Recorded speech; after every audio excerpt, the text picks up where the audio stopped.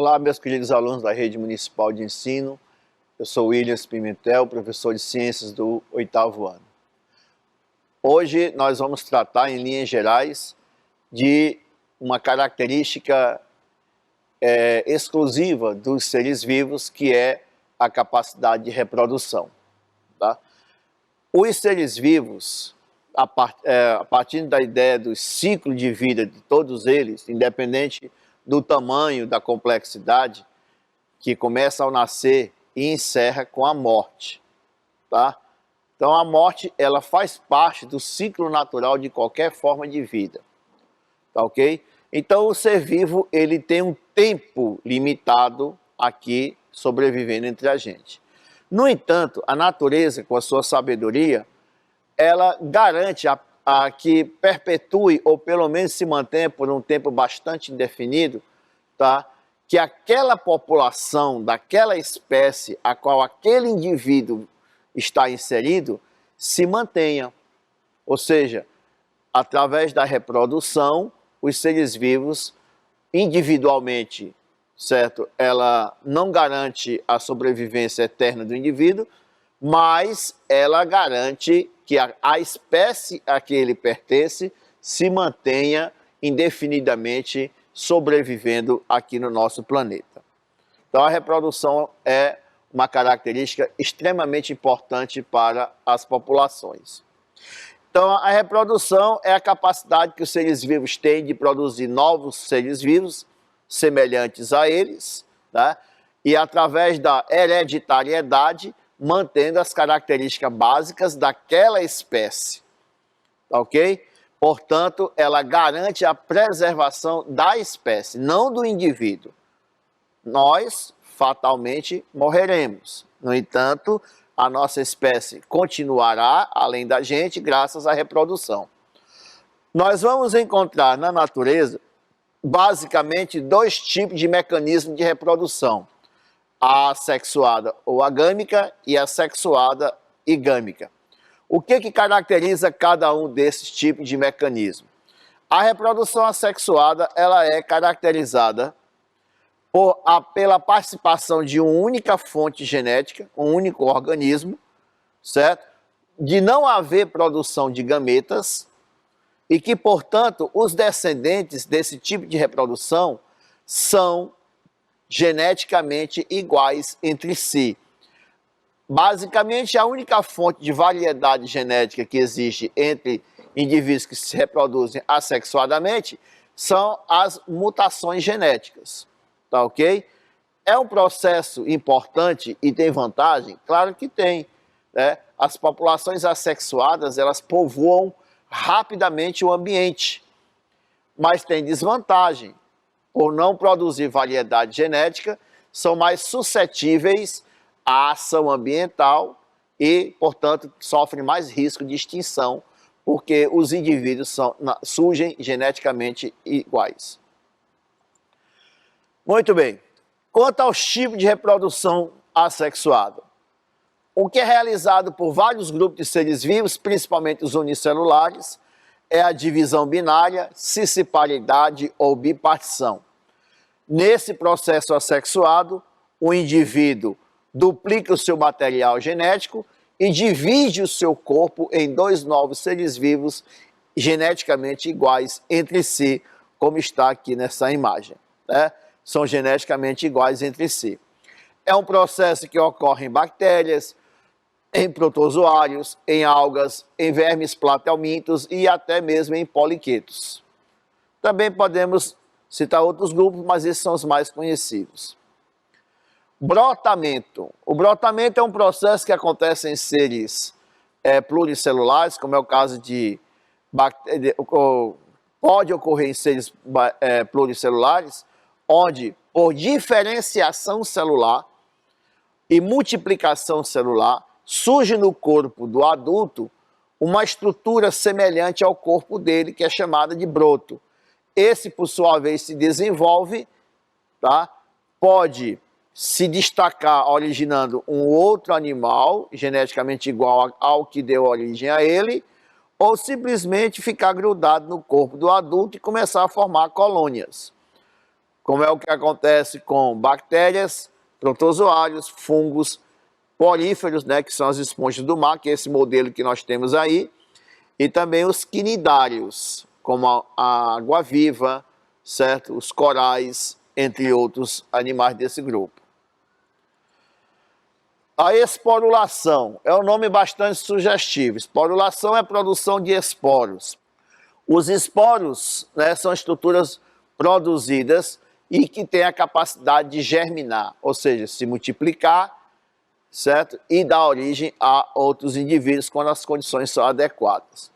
Acontece, por exemplo, em bactérias, né, chamado de endósporos, que alguns autores já recomendam que seja mais considerado um processo de proteção, de resistência dessas bactérias quando as condições ambientais não são favoráveis, mas elas acontecem em protozoários, né, acontecem em fungos, acontecem em algas, acontecem em plantas, que é um processo em que as estruturas são produzidas, os esporos, eles se proliferam e acabam, certo, por germinar e formar novas formas de vida geneticamente iguais. Um processo não muito conhecido dos alunos, mas que existe quando a gente estuda a parte de parasitose, é a esquizogonia. É um tipo de processo em que o núcleo do indivíduo, da estrutura do organismo, se multiplica várias vezes, processo chamado de cariocineses, e depois esses núcleos, vamos dizer assim, ficam com cada um com a parte do citoplasma se multiplicando dessa forma.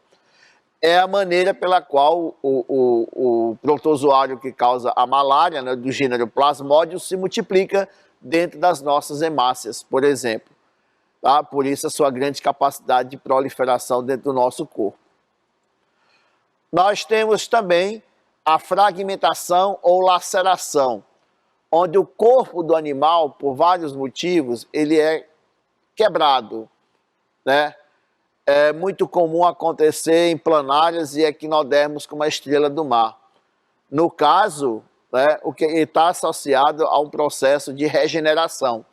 A regeneração aí, no caso, está associada a um processo reprodutivo. Então, por exemplo, experimentalmente, você pode, certo, fazer com que corte o corpo de uma planária, por exemplo, que é um verme platelminto, em pedaços, e cada pedaço resultante ou fragmento, ele simplesmente se regenera em novas formas de vida. Esse processo pode acontecer de forma natural. Tá? Existem algumas situações em que esses animais prendem o corpo numa superfície qualquer e se estica e provoca contrações musculares espasmódicas, espedaçando o corpo. E cada pedaço regenera-se, dando origem a novas planárias. A estrela do mar tem um processo semelhante. Não é raro acontecer das correntezas arrastarem a estrela do mar, bater em corais, bater em rochas e o corpo desses animais se quebrarem. Mas você pode fazer isso experimentalmente, quebrando o corpo desses animais. Uma estrela do mar, se ela for quebrada, mantendo a integridade do disco central, que é onde fica toda a massa visceral do animal, cada parte pode se regenerar formando novas estrelas. Então, se você quiser se livrar de estrela do mar, tentando, né, matá-las, quebrando o seu corpo, você vai estimular que a multiplicação aconteça mais ainda. Observe aqui na figura que esse pedaço aqui, que foi arrancado, formou uma nova estrela e essa estrela que perdeu o pedaço reconstituiu a parte perdida. Então, certo? Esse é um processo em que a regeneração é considerada como um mecanismo de reprodução. Com relação à reprodução sexuada, né? A reprodução sexuada, ela tem algumas características que podem ser usadas para diferenciar de assexuada. Primeiro, via de regra, ocorre a participação de dois organismos. É sempre assim? Não. Tá?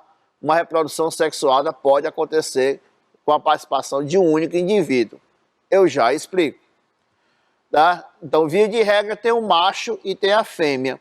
O macho e a fêmea têm estruturas especializadas na produção de gametas, que são chamadas de gônadas. No macho, eu estou me referindo aos animais, tem testículos, né, que são gônadas especializadas em produzir o gameta masculino, que é o espermatozoide. E os ovários, gônadas femininas, especializadas em produzir ovócitos ou óvulos. Então, a união dessas duas células reprodutivas dão origem ao zigoto ou célula-ovo. Desse zigoto, graças a divisões celulares mitóticas, dará origem a outro indivíduo. Muito bem, vamos aqui a algumas questões importantes. Por ter, geralmente, duas fontes genéticas que não são iguais, tá? A reprodução sexuada, ela produz ou aumenta a variabilidade genética. Então, os indivíduos, os descendentes, não são iguais entre si. Qual é a vantagem desse processo? A vantagem desse processo é que, na reprodução sexuada, como há uma diversidade genética entre os indivíduos, a capacidade das populações sexuadas sobreviverem a pressões do ambiente é muito maior do que nos seres assexuados, onde os descendentes são geneticamente iguais. Essa é a vantagem. Qual é a desvantagem? A desvantagem são basicamente duas, aliás. Uma, o custo energético, que é muito mais alto do que na reprodução assexuada. Um organismo, para produzir suas células reprodutivas, tem um custo energético muito maior do que o indivíduo assexuado, que simplesmente basta se dividir, se multiplicar, sem a necessidade de estruturas especializadas. A segunda desvantagem é que as populações, devido ao processo sexuado, de ter que normalmente encontrar dois indivíduos para poder fertilizar, haver a fertilização, então as populações sexuadas, quando comparada com as populações assexuadas, elas, vamos dizer assim, elas promovem um crescimento mais lento das populações, ok? Bom, os indivíduos sexuados podem ser unissexuados ou dioicos, né, de sexos separados, que aliás causam uma confusãozinha na cabeça do pessoal, dioico e monóico, tá? Dioico, né, é um indivíduo, são seres que têm sexos separados, ou seja, dioicos, de duas, oicos, casa. Então, tem um corpo com estrutura reprodutora masculina e outro corpo com estrutura reprodutora feminina, tá certo? Já os hermafroditas ou monóicos, ou bissexuados, não na visão social, mas puramente biológica, são indivíduos que sozinho produzem os dois tipos de gametas. Daí o nome monóico, uma casa, um organismo que tem produção de gameta masculino e também gameta feminino, tá certo? Então, dois organismos macho que tem testículo e produz o espermatozoide, e tem a fêmea que tem os ovários que produz os gametas femininos, que são os ovócitos. Beleza. Os indivíduos monóicos ou hermafroditas, como já foi dito, o mesmo corpo produz os dois tipos de gametas. Tem ovário e tem testículo, que produz ovócitos e produz espermatozoides. Esses indivíduos podem realizar a autofecundação, os seus próprios gametas, os gametas produzidos por ele, se fecundarem no seu corpo, ou pode realizar a fecundação cruzada, ou seja, mesmo sendo monóicos, eles transferem espermatozoides de um corpo para o outro, havendo uma fertilização mútua ou cruzada, tá certo? Por isso é que eu falei que na reprodução sexuada, via de regra, não sem exceções, há a participação de dois indivíduos. Os indivíduos hermafroditas que se autofecundam não precisam de outro, tá ok? Como é o caso da tênia, por exemplo. Muito bem. O processo de fecundação, gente. A fecundação, ele é o resultado da união dos gametas, tá ok? Ou seja, a fecundação resulta da união do espermatozoide com o ovócito, deste originando uma célula chamada de zigoto, que é a célula primordial. Essa célula que vai originar todas as células dos nossos embriões, que vai originar o nosso corpo, né? Passaremos para o estado de feto, e aí surgirá um indivíduo completamente formado, né? Essa fecundação, ela tem basicamente duas modalidades. Ela pode ser externa ou pode ser interna. Ela é interna, aliás, externa, quando esse encontro dos gametas acontece fora do corpo dos indivíduos, de preferência na água, que é um ambiente hidratado. Fora é meio complicado você ter fecundação externa, como acontece com várias espécies, como por exemplo peixes e anfíbios. A fecundação interna ocorre quando o encontro dos gametas ocorre no corpo, certo, do indivíduo, geralmente a fêmea, tá certo? Então, nesse caso, o macho introduz o espermatozoide no corpo da fêmea, que irá fecundar o seu ovócito. É um mecanismo, certo, muito importante, porque prescinde da presença da água do ambiente para acontecer, já que o encontro dos gametas ocorrerá no corpo, geralmente, da fêmea. Tá? Muito bem. Existem alguns casos especiais, tá, de reprodução sexual, apesar de alguns autores questionarem, mas vamos aqui. Um deles é um fenômeno extremamente interessante chamado de partenogênese. Tá? A partenogênese, ela é um processo de reprodução sexual, porque há a produção de gametas, né? Em que o ovócito ele evolui para um embrião sem que seja fecundado, tá? Ou seja, não há necessidade do macho para nascer descendentes. Dessa forma, por exemplo, as plantas, né, por exemplo, a bananeira, animais vertebrados, dragão de Komodo, animais invertebrados, como é o caso de escorpiões, carrapato, né? Vermes, tá? Insetos, como é o caso, por exemplo, da abelha Apis mellifera. Aliás, aqui vamos desmistificar uma coisa. Tá? A Apis mellifera, ela acontece esse fenômeno da partenogênese, portanto, não são todas as abelhas que fazem esse processo. Existem inúmeras espécies de abelhas que se reproduzem por fecundação, processo normal, que os livros trazem de uma forma que dá para pensar que todas as abelhas têm partenogênese. Não é bem assim, tá? Então, o que é que acontece? Inclusive, essa condição na Apis mellifera, ela é uma condição para que determine o sexo, tá, das abelhas. Olha só, eu tenho uma abelha rainha, né, que é fértil, e o zangão, o macho, que é a fêmea, o macho que é fértil, desculpe. A fêmea abelha rainha, ela produz os seus ovócitos. E o macho produz espermatozoides.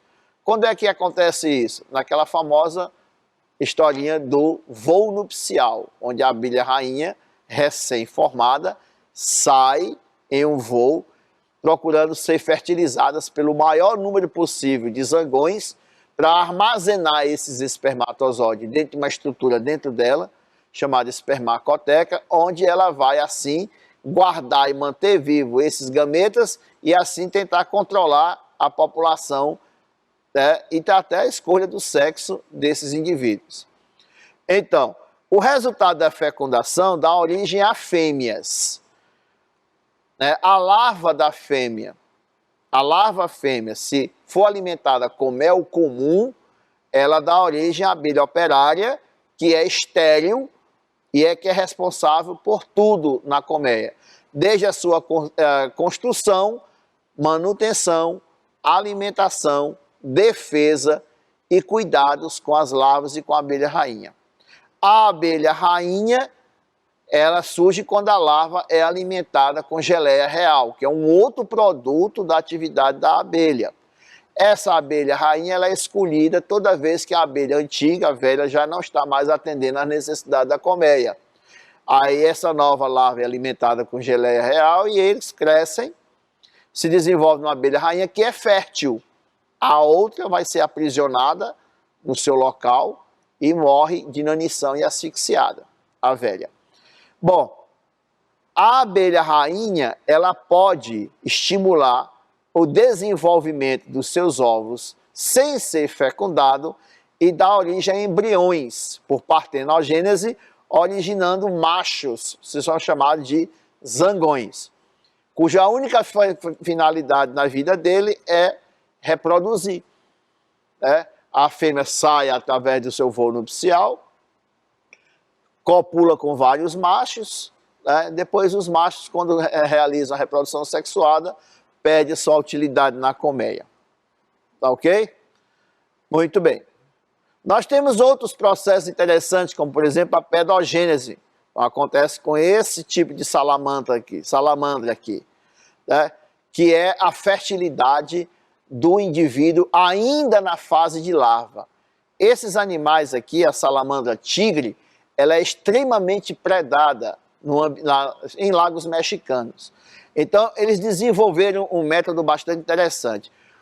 Então, como a possibilidade de uma larva chegar à fase adulta e se reproduzir, deixando descendentes, é muito pequena, porque elas são bastante predadas, o que é que elas fazem? Elas simplesmente, certo, desenvolveram essa forma de reprodução. Ainda na fase de larva, elas amadurecem sexualmente. E aí elas podem se reproduzir antes de chegar à fase adulta, porque por partenogênese, na fase larval, elas vão ter seus descendentes. Então ela produz óvulo e por uma partenogênese especial chamada de pedogênese, tá? Elas dão origem a novos indivíduos. Tá ok? Daí o nome pedogênese, pedos, criança, infantil, tá? Aí onde vem a expressão pedófilo, etc. Tá? Então, é uma larva que desenvolve partenogênese para manter a espécie viva. E nós temos também a neotenia. A neotenia acontece quando a maturação dos órgãos reprodutivos ocorre ainda na fase inicial de larva.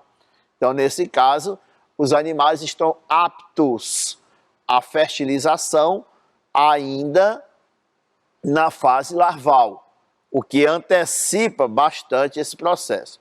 Então, nós temos dois processos envolvendo larvas. A pedogênese, que acontece em insetos, vermes, etc., tá? Em que, na fase larval, o indivíduo produz o óvulo e reproduz por partenogênese, e a neotenia, que é a maturação sexual das larvas, que reproduzem sexuadamente por fecundação, dando origem aos descendentes numa fase muito inicial do seu desenvolvimento. Tá ok? E aqui nós temos a poliembrionia. Tá? A poliembrionia é um processo em que formam-se vários embriões a partir de um único zigoto. Tá? Por exemplo, em tatus é muito comum isso acontecer. Tá? Geralmente nascem 4, então todos eles são gêmeos univitelinos. A poliembrionia, portanto, é quando um óvulo fecunda um espermatozoide, forma um único zigoto, tá? E esse zigoto, durante a sua multiplicação, em determinados momentos, né, tem 3 momentos importantes, mas vocês não vão falar disso aqui agora, eles simplesmente se separam os blocos de células e cada bloco de célula vai se multiplicar, dando origem a 2 indivíduos geneticamente iguais. Esses são chamados gêmeos verdadeiros, univitelinos ou monozigóticos. São geneticamente iguais, têm o mesmo grupo sanguíneo e são obrigatoriamente do mesmo sexo. Existe uma outra modalidade que assim, é um falso gêmeo, tá? Onde 2 espermatozoides fertilizam 2 ovócitos. Então, é como se nascessem 2 irmãos diferentes de uma gestação só, porque vão gerar 2 embriões diferentes, 2 fezes diferentes, inclusive geneticamente diferentes, podem ter grupo sanguíneo diferente, podem ser de sexo diferente, pode ter pigmentação da pele diferente, dependendo dos pais, tá ok? E, portanto, são chamados de gêmeos bivitelinos, dizigóticos, gêmeos fraternos ou ainda falsos gêmeos, tá? Porque não é originado de uma única fecundação, tá ok? E esses casos são bem mais frequentes do que o caso dos gêmeos univitelinos. Uma questão que foi me colocada uma vez, professor, e aqueles irmãos siameses, que na realidade o termo correto são gêmeos chifópagos. Todos os gêmeos siameses, eles são gêmeos monozigóticos. E que durante o processo de separação dos botões embrionários, eles não conseguem se separar completamente. E fica parte do corpo, um grudado no outro. Pode ser pela região posterior, na região das nádegas, pode ser na região ventral abdominal, pode ser na região torácica, pode ser na cabeça, certo? O que fatalmente, antigamente, dependendo do caso, morriam, tá? Mas existem muitos casos de gêmeos siameses que estão vivos, inclusive alguns deles são empresários, né, artistas, né, de filmes assim um pouco exóticos, mas eles estão vivos, porque também não é todo caso que se mantém vivo, né, unidos. Tem alguns casos que a possibilidade é de viver melhor do que outros. E a separação desse tipo de gêmeos também depende de cada caso e do grau de união que eles têm um com o outro, tá ok? Porque muitas vezes eles dividem o mesmo órgão, por exemplo, um único coração, tá?